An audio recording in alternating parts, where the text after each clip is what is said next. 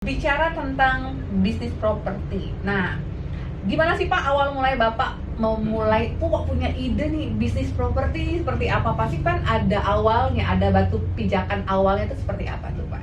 Nah kan gitu, seperti yang dibilang Mbak April tadi, namanya bisnis properti itu kita bicara properti dulu. Orang selalu berkembang dan bertambah kan. Betul. Nikah punya anak, nikah Betul. punya anak, Nanti anaknya nikah lagi punya anak. Iya, Tetapi betul. Tuhan tidak menciptakan tanah lagi kan? Iya. Otomatis Yang ada dikelola lah ya. Otomatis di manajemen yang ada tambah lama pasti tambah mahal.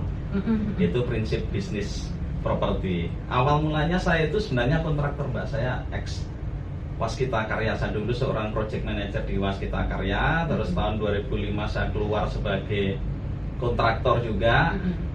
Ternyata kalau kontraktor itu seperti apa namanya, bagian dari project properti itu sendiri.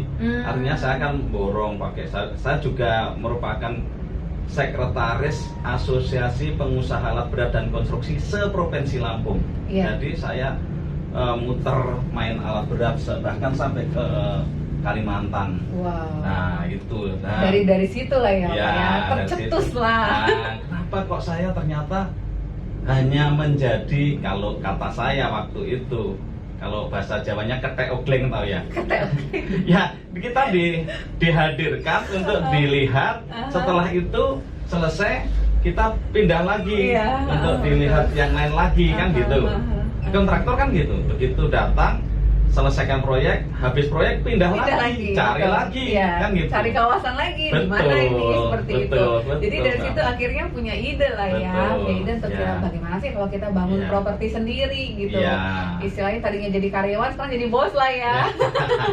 Sekecil apapun, tapi kita tetap jadi bos. Istilahnya kan dulu kayak begitu ya Pak. Sementara saya basicnya juga teknik sipil, jadi nggak jauh-jauh. Nyambung lah ya, dikit-dikit nyambung. Oke, butuh waktu berapa lama nih Pak dari pijakan itu sampai Bapak mengembangkan properti ini? Ya, itu kan kalau zaman dulu memang lumayan lama Mbak, karena kita tidak ada mentor ya, dan orang pelit ilmu lah. Iya, nggak mau berbagi ya Pak? Nggak mau berbagi. Kalau sekarang kan orang sudah mulai banyak mau berbagi. Saya mulai itu tahun 2005 itu. 2005 setelah keluar itu sudah mulai set job di properti. Lalu yang baku, artinya starting pointnya itu 2010. Kan kita main cuma 2-3 rumah, 2-3 rumah. Begitu tahun 2010 kita startnya 1 hektar. Wow. Nah, itu start 1 hektar itu 2010 sampai sekarang. Nah, itu seusia pernikahan saya Pak. Oh ya. Betul Mbak Apri. Kan sudah lumayan lama kan. Lumayan lama. Artinya betul. itu sudah menunjukkan ginkangnya Mbak. Iya, kepiawaiannya lah. Betul.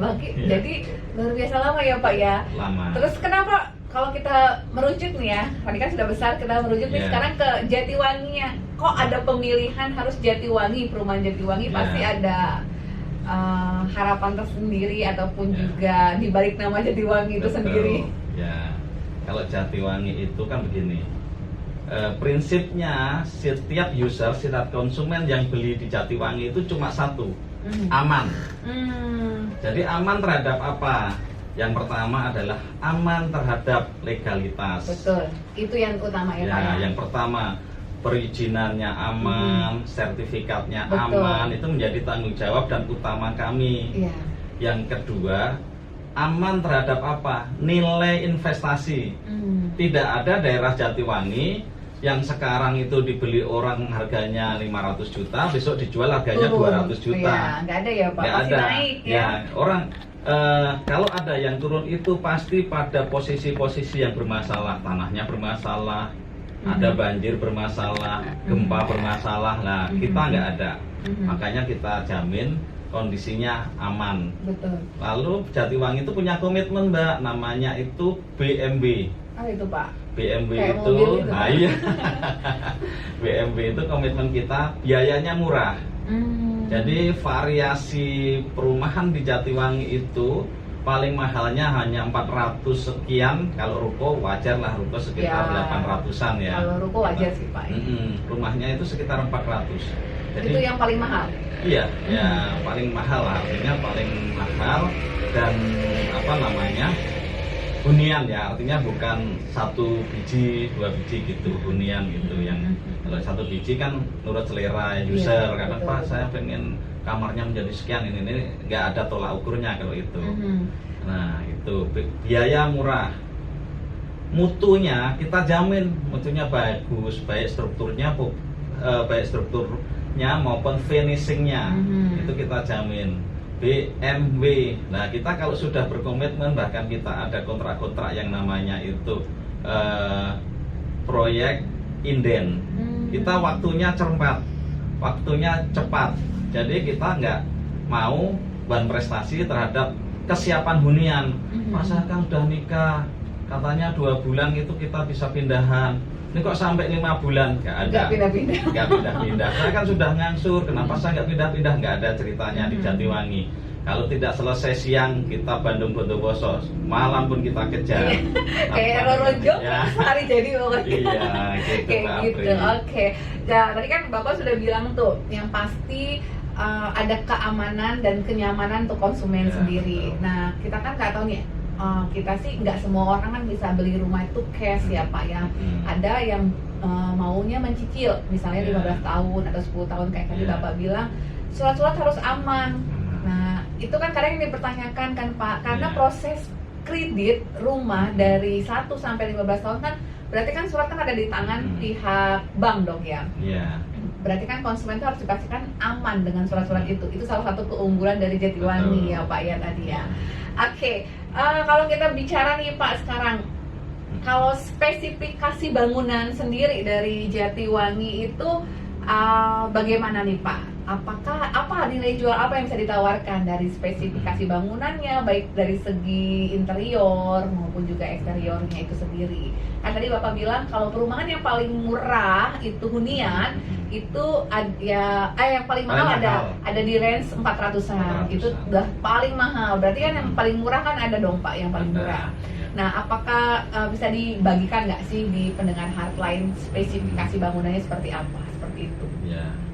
Ya, kita mulai dari yang paling murah itu ada namanya proyek perumahan subsidi ya. Ada juga Pak? Ada. Kita karena kan saya ketua asosiasi jadi menyandang amanah itu sebagiannya. Itu. Kalau subsidi itu ada di range berapa Pak?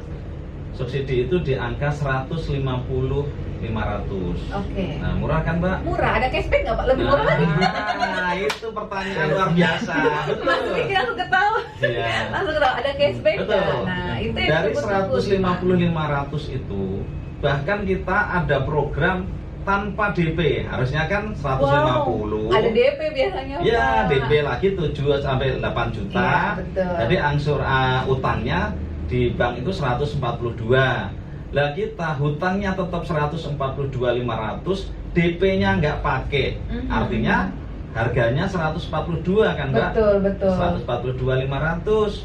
Habis itu dapat cashback lagi sampai 3 juta Mbak. Nah, sudah jadi berapa itu harganya? Potongannya udah lumayan ya. Itu baru sampai situ Mbak. Seluruh biaya prosesnya itu dibayar sama Jatiwangi. Yang nilainya hampir 15 juta. Keren dong ya Pak ya. Luar biasa jadi kan. Tertarik ya Heartline. Nah, ini banyak banget yang ditawarkan. Kalau boleh dibagikan nih Pak, kalau Jatiwangi itu kan kalau saya lihat dari brosurnya, ini kan banyak banget tersebar di mana-mana. Coba bisa Bapak bagikan ada di mana aja nih? Mungkin ada yang belum familiar juga nih dengan Jatiwangi nih. Ada di misalnya ada di Natar kah atau ada di Sukarame kah, seperti itu. Bisa Pak dibagikan. Benar Mbak, kita kan sudah lama bergelut di dunia properti. Kita untuk tahun ini kita ada sekitar 14 proyek. 14 proyek. Yang pertama itu proyek subsidi. Oke, yang tadi ya Pak. Proyek subsidi satu ada namanya Al Amin. Al Amin itu berada di Natar, tepatnya di Desa Tanjung Sari. Jadi dari Candramat itu yang bekas Millennium itu depannya atau belok kanan dan di pinggir aspal Mbak, bukan masuk. Kalau orang rumah subsidi itu identik masuk ke hutan. Ini nggak ada ceritanya di Jatiwangi. Iya, udah masuk ke hutan pakai DP, urusannya dibayar sendiri. Ini di pinggir aspal, nggak pakai DP, cashback 3 juta, tambah lagi 15 biaya akadnya. Nah, kan luar biasa. Itu satu, rumah subsidi. Lalu rumah subsidi dalam Kota Madya di ini masuknya kecamatan itu Kecamatan Sukabumi. Okay. Pas nempel di Gria Abdi Negara. Oke, berarti masih Bandar Lampung Sukabumi ya, belum nyebrang ke Lampung Selatan ya. Dan itu juga nggak ada cerita mahal. DP-nya cuma 7.500.000, artinya standar 155.500 itu tidak akan terlebihi atau kok developernya bohong menjadi 170 walaupun dalam kota enggak, tetap 150.500. Biaya akadnya itu kita subsidi yang 15 juta itu. Nah, itu kan luar biasa. Terus yang ketiga yang subsidi lagi yang jalan itu di Pulau Singkep. Pulau Singkep. Ya, Pulau Singkep ini kita juga 150.500, tetapi kita potong lagi DP-nya cuma 2 juta. Wah, ini lebih murah lagi. Ya, DP-nya 2 juta.